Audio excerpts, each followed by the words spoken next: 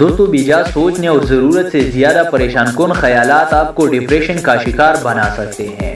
یہ کیفیات ہی بے چینی اور تشویش میں بھی اضافے کا باعث بنتی ہے۔ ضرورت سے زیادہ پریشان ہونا اور سوچنا دراصل انسان کو ایک تشویشناک کیفیت میں مبتلا کر دیتی ہے۔ ان کیفیات کے باعث سب سے پہلے انسان بے آرامی کا شکار ہوتا ہے اور پھر وہ ذہنی تکلیف میں مبتلا ہو جاتا ہے۔ زیادہ سوچ و بیچارہ اور پریشان کن خیالات دراصل سوچ کا ایک ایسا سلسلہ ہوتا ہے جس میں منفی خیالات حاوی ہوتے ہیں اور انسان کسی معاملے کے صرف بری پہلو پر ہی بے جا غور و فکر شروع کر دیتا ہے، حالانکہ ابھی تک نتیجہ سامنے نہیں آیا ہوتا۔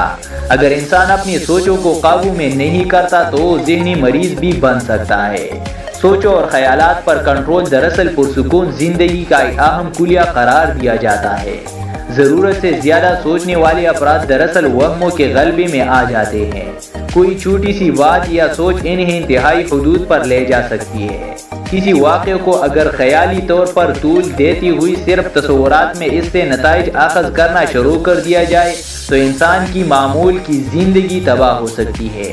ہمارے اطراف یا ہم پر براہ راست اثر انداز ہونے والے واقعات ہمیشہ ویسے ہی نورما نہیں ہوتے جیسا کبھی کبھار ہماری تخیل نتائج اخذ کر لیتا ہے۔ بے جا اور زیادہ سوچنے والے افراد پر ایسی کیفیت طاری ہو جاتی ہے کہ ان کا حقیقی دنیا سے رابطہ ہی منقطع ہو جاتا ہے۔ بنیادی طور پر ہر انسان اپنی زندگی میں ممکنہ طور پر رونما ہونے والے امکانات کو ضرور سوچتا ہے۔ کچھ لوگ البتہ ان امکانات کو ہی حقیقی سمجھ کر ایک خاص انداز میں ردعمل بھی ظاہر کرنے لگتے ہیں اور انہیں امکانات میں ہی خود کو قید کر لیتے ہیں۔ وہ اپنے خیالات کی پٹری سے اتر کر واپس حقیقی دنیا میں لوٹنے میں ناکام ہو جاتے ہیں۔ انسان کی اندرونی خود کلامی کے دو پہلو ہوتے ہیں، ایک سوچ و بچار پر مبنی ہے اور دوسرا پریشان کرنے والے ہیں۔